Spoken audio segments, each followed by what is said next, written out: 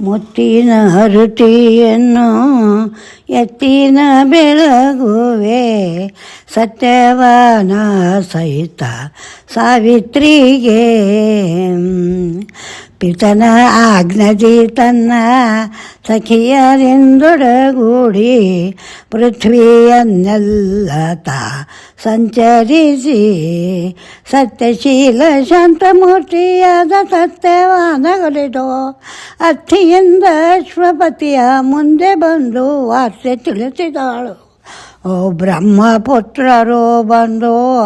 ಅಲ್ಪಾವೀಕ್ಷಿ ಎಂದು ಸಣ್ಣ ಮತವಲ್ಲವೆಂದು ಪೇಳಲಾಗ ಮಾಡಿರುವೆ ಸಂಕಲ್ಪ ಬಿಡನು ಘೋರ ಸಂಕಟ ಸಹಿಸುವೇನೋ ಗಾಢವಾದ ಭಕ್ತಿಲಿಂದ ಮರಳಿ ಪತಿಯ ಪ್ರಾಣ ಪಡಿವೆ ಮುತ್ತಿನ ಹರುತಿಯನ್ನು ಅತ್ತೆ ಮಾವರ ಸೇವೆ ಭಕ್ತಿಯಿಂದ ಮಾಡುತ್ತಾ ನಿತ್ಯ ಪತಿ ಧ್ಯಾನದೊಳ ಇರುತ್ತಿರಲು ಸತ್ಯವಾಮನ ಮೃತ್ಯು ಪಾಶವು ಸುತ್ತಿ ಸುಳಿದು ಒಯ್ಯುತ್ತಿರಲು ಬೆನ್ನತ್ತಿ ನಡೆದಳು ಧರ್ಮರಾಯನೇ ಪತಿಯ ಪ್ರಾಣವ ಪಾಲಿಸಿನುತ್ತ ಮುತ್ತಿನ ಹರುತಿಯನ್ನು ತಾಯೇನೇ ಬರದಿರೋ ನೀಡಲಾಗದು ಪ್ರಾಣ ಬೇಡಿದೈವರ ಕೊಡುವೆ ಮರಳಿ ಹೋಗು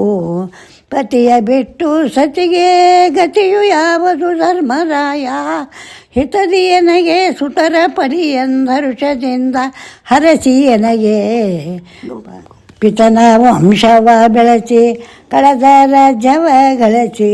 ಸ್ವಸ್ವರ ನೇತ್ರದೆಂ ಕಂಗೊಳಿಸಿ ಪೃಥ್ವಿ ಮೇಲೆ ಖ್ಯಾತಳಾದ ಸತಿಯು ಸೀರೋ ಮಾಡಿಗಾಗಿ ಮುತ್ತೈದಿತನವ ಪಾಲಿತೆಂದು ಭಕ್ತಿಯಿಂದ ಭಜಿಸುವೇನು ಸೋತೇನು ಸಾವಿತ್ರಿ ಬಿಚ್ಚಿದೆ ಪಾಶವ ಶತಪುತ್ರಿವತಿಯಾಗಿ ಬಾಳು ಹೋಗೆಂದರಿಸಿದನು ಪ್ರೇಮದಿಂದ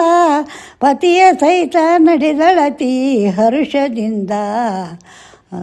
ಮುತ್ತಿನ ಹರುತಿಯನ್ನು